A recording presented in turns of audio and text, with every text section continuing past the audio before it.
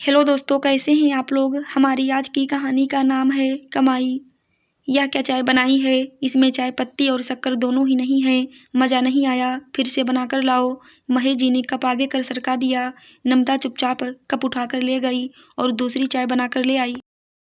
वैसे चाय अच्छी बनी थी, पर महेश जी की आदत है, वह दिन में 4-5 बार अपनी बहू को इसी तरह परेशान करते थे और नुक्स निकालते रहते थे। कभी अदरक कम है, कभी कहते कि दूध ज़्यादा है, पानी कम, तो कभी कहते थे कि चाय अच्छे से उबली ही नहीं।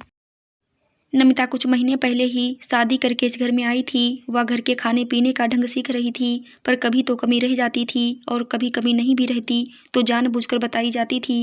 सिर्फ महेश जी का ही नहीं, सबका यही हाल होता है। घर में सास ससुर हों या ननद देवर, सबको नमिता से शिकायत ही रहती थी। नमिता अपने मायके में बड़े ही लाड़ प्यार से पली थी। माँ ने अच्छे संस्कार के साथ घर गृहस्थी चलाने के भी गुण सिखाए थे, पर ससुराल में मायके की कहाँ चलती है। यहाँ तो ससुराल वालों के हिसाब से ही चलना होता है।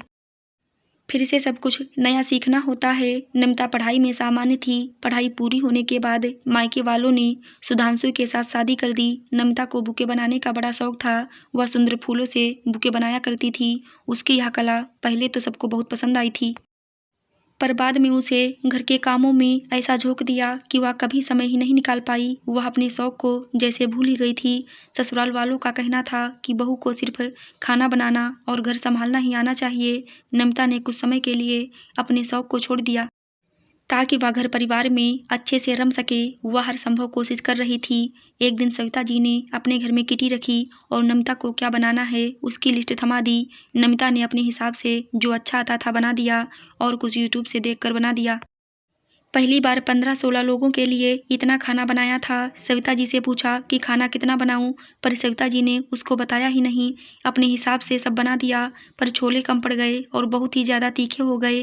पूड़ी का आटा बहुत ज़्यादा हो गया, रायता जल्दी खत्म हो गया और सूखी सब्जी में तेल बहुत ज़्यादा हो गया। खीर पतली हो गई। सारे खाने में स्वाद भी कम था। किसी में मसाला ज़्यादा हो गया, किसी में कम हो गया। यह देखकर सविता जी का पारा चढ़ गया और वह नमिता पर गुस्सा होते हुए बोली, तेरी माँ ने कुछ सिखाया है कि नहीं? तुझे ढंग से खाना बनाना तक नहीं आता। बहू तो वो सुलक्षणा होती है जो रसोई अच्छे से संभाल ले। न खाने में स्वाद है, न ही मात्रा का अंदाजा है। शोर सुनकर सविता जी की कुछ सहेलियां रसोई में आ गईं, तो उन्होंने अपनी सहेलियों को कहा कि मेरी बहू को तो कुछ नहीं आता है, और सिर पीटने लगीं। सबने समझाया और जैसे तैसे किटी हो गई। सब लोग वापस चले गए। नमिता थोड़ी सी सहम सी गई थी। उसने पहली बार इतनी सारी रसोई बनाई, पर अंदाजा नहीं लगा पाई कि कितना बनाना है। रात को सुधांशु को बोली तो उसने एक टुक जवाब दिया, या खाने की बातें मुझसे मत किया करो, मम्मी और तुम जानो। यह सास और बहू के बीच की बात है, इसमें मुझको मत घसीटो। सुधांशु करवट लेकर सो गया। आज नमिता को बहुत बुरा लग रहा था। उसके अपने पति को उसकी तकलीफ और आत्मसम्मान की जरा भी फिक्र नहीं है। उसकी दिनचर्या ऐसी चल रही थी। एक दिन उसकी ननद नीति बोलती है, जो उसकी हमउम्र ही थी, भाभी आज मेरी सहेलियां घर पर आ रही हैं, आप चाइनीज बना लेना। लेकिन दीदी, मुझे चाइनीज उतना अच्छा बनाना नहीं आता है, नमिता ने तुरंत कहा। इस पर नीति बोली, क्या भाभी, आपको तो कुछ भी नहीं आता है, यूट्यूब तो है, उसे देखकर बना लेना। सिर्फ 5 ही तो सहेलियां आ रही हैं, मैं कुछ इंडियन फूड बना दूं। पर नीति ने सब दरकिनार करके चाइनीज खाना ही बनवाया। उसकी सहेलियां खाना खाते हुए बहुत हंस रही थी। यार, इससे अच्छा तो कॉलेज के बाहर जो टपरी लगाकर बेचता है वही खा लेते। बेकार ही मुंह का स्वाद खराब कर दिया। नीति फिर गुस्सा होकर बोली, क्या भाभी, आपको तो कुछ भी ढंग से बनाना नहीं आता है। अपनी सहेलियों के सामने नीति ने नमिता को अपमानित कर दिया। नमिता मन महसूस कर रह गई। यह क्या जरूरी है कि हर चीज बनाने ही आए? तो क्या हुआ, मशीन थोड़ी हूँ जो कहूँ वह हाजिर कर दूँ। फिर अभी शादी हुई है, इतना रसोई का काम किया ही नहीं तो एकदम से कैसे आएगा। पर किससे कहती, इसलिए चुप हो गई। नमिता को काम सब आता था, लेकिन उसने पढ़ाई के कारण काम इतना किया नहीं था और आदत भी नहीं थी। अब सासू माँ को तो सालों की गृहस्थी का अनुभव था और उसकी शादी को तो कुछ ही महीने हुए हैं, तो वह कैसे सबकी अपेक्षाओं पर खरी उतरती। सुधांशु तो उसके दिल का हाल जरा भी नहीं सुनता था। वह घर से ऑफिस और ऑफिस से घर आता जाता था। वह नमिता की भावनाओं को जरा भी नहीं समझता था। एक दिन नमिता ने सुधांशु से कहा कि वह बुके का काम फिर से शुरू करना चाहती है। उसे फूलों और प्रकृति से बहुत प्यार है। फूलों की खुशबू और फूलों के रंगत उसे अपनी तरफ खींचते हैं। वह ज़्यादा दिनों तक अपने शौक से दूर नहीं रह पाएगी। उसे लोगों को बुके बनाकर देना बहुत पसंद है। दिन में कुछ घंटे वह अपने लिए निकालना चाहती है, पर सुधांशु ने मना कर दिया।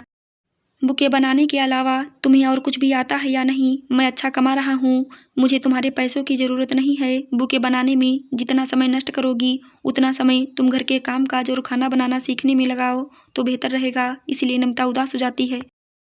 नमिता को उदास होता देख नमिता का छोटा देवर संजय बोलता है, भाभी आप उदास मत हो, मेरा एक काम कर दोगे क्या? कल मुझे ऑफिस से आने में देर हो जाएगी तो आप यह पार्सल मेरे दोस्त को देकर आ जाओगी। कल उसका बर्थडे है और मैं उसे सरप्राइज देना चाहता हूँ।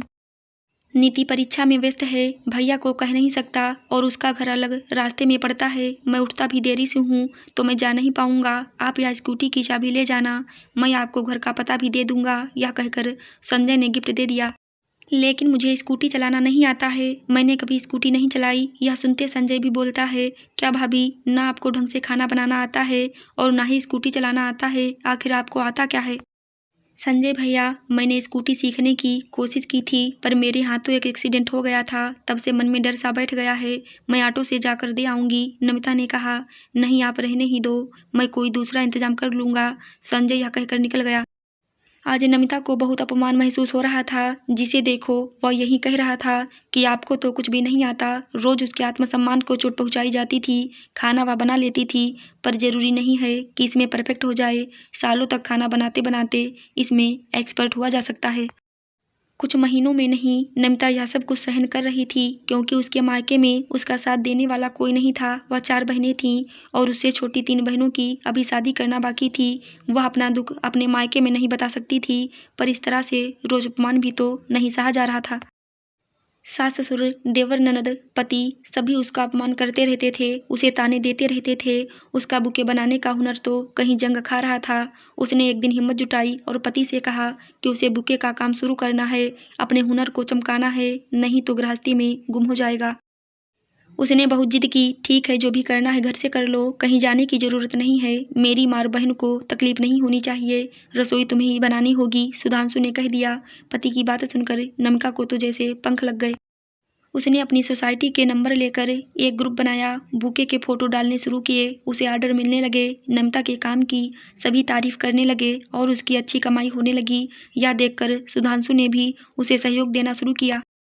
अब घर के बाहर वाला स्टोर रूम नमिता ने काम में लेना शुरू कर दिया। शादी ब्याह हो या वैवाहिक वर्षगांठ, उसे बुके बनाने के लिए अच्छे ऑर्डर मिलने लगे और अब रसोई में कम ध्यान दे पाती थी। सविता जी ने अपने बेटे से शिकायत की तो उसने अपनी माँ से कहा, मम्मी हम खाना बनाने वाली रख लेते हैं।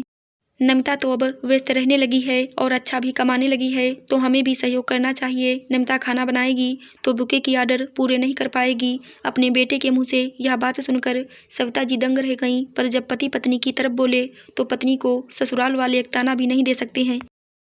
पति का साथ बहुत जरूरी है। अब नमिता का आत्मविश्वास और भी बढ़ने लगा था। घर का शोरूम मॉल और सामान के लिए छोटा पड़ने लगा। बाहर किराए की बड़ी सी दुकान ले ली और मदद के लिए 2-3 लड़कियों को रख लिया गया। बुके के साथ नमिता पौधों से सजावट पाट भी देने लगी। उसके सजाए पॉट बहुत ही सुंदर होते थे। बड़ी बड़ी मीटिंग में उसके बनाए पॉट गिफ्ट किए जाने लगे। इसी के साथ पर्यावरण की रक्षा के लिए पेड़ लगाने लगे। उसके कार्य को देखकर उसका सम्मान किया गया। पत्नी की सफलता देख उसकी कमाई पर सुधांशु अब खुश रहने लगा। जब सुधांशु खुश था तो नमिता के सास ससुर देवर ननद कुछ नहीं कह पाते थे। अब नमिता ने अपनी कमाई से कार खरीद ली और ड्राइविंग भी सीख ली। एक सुबह नमिता घर से दुकान के लिए जा रही थी तो उसने देखा उसके देवर की बाइक खराब हो गई है तो उसने आवाज लगाई, संजय भैया आपको छोड़ दूं, मुझे स्कूटी तो नहीं पर कार चलाना जरूर आता है। यह सुनकर संजय शर्मिंदा हो गया और उसने नमिता से माफी मांगी। नमिता ने अपनी सफलता के लिए अपनी ननद नीति की सहेलियों को बुलाया और शहर के सबसे महंगे चाइनीज रेस्टोरेंट में चाइनीज फूड मंगवाकर खिलाया तो नीति की सारी सहेलियां तारीफ करने लगीं और खूब धन्यवाद देकर चली गईं। उनके जाने के बाद नमिता ने नीति से कहा, नीति मैं अच्छा चाइनीज फूड तो नहीं बना सकती हूँ पर तुम्हें शहर के सबसे अच्छे और महंगे रेस्टोरेंट से मंगवा कर खिला सकती हूँ। तुमने अपनी सहेलियों के सामने मेरा अपमान किया था पर मेरी माँ ने मुझे यह सिखाया है, कभी भी किसी को कुछ भी कहना हो, कोई भी शिकायत या कमी की बात हो उससे अकेले में कहो। किसी के भी आत्मसम्मान को चोट नहीं लगनी चाहिए क्योंकि शरीर की चोट इंसान भूल सकता है पर आत्मसम्मान पर लगी चोट कभी नहीं भूल पाता। नीति कोई भी इंसान परफेक्ट नहीं होता है, फिर बहू से ही यह उम्मीद क्यों करते हैं कि बहू हर काम में परफेक्ट हो, उसे सब तरह के काम करने आने चाहिए। नीति की नज़रें शर्म से झुक गईं। भाभी मुझे माफ़ कर दो, मुझे यह समझ में आ गया है कि हर इंसान हर काम में परफेक्ट नहीं हो सकता है। आपका हुनर अलग है, आपका शौक अलग है, आपको मौका दिया गया तो आपने उसमें ही परचम लहरा दिया। आज आप शहर की सबसे अच्छी बुकें बनाने वाली हो गई हो। नम्रता की सफलता से अब सास ससुर भी खुश रहने लगे थे। बेटा बेटी तो नाम रोशन करते हैं, पर उनकी बहू ने तो अपने काम से सास ससुर का नाम भी रोशन कर दिया है। नम्रता अब खुश रहने लगी थी। एक बार सुधांशु ने मना कर दिया था, पर फिर भी उसने हिम्मत नहीं हारी। दोबारा सुधांशु को हाँ करना ही पड़ा। अपने काम के प्रति जुनून हो तो सब कुछ संभव है, सिर्फ करने की इच्छा होनी चाहिए। आशा करती हूँ दोस्तों आपको हमारी कहानी ज़रूर अच्छी लगी होगी। धन्यवाद।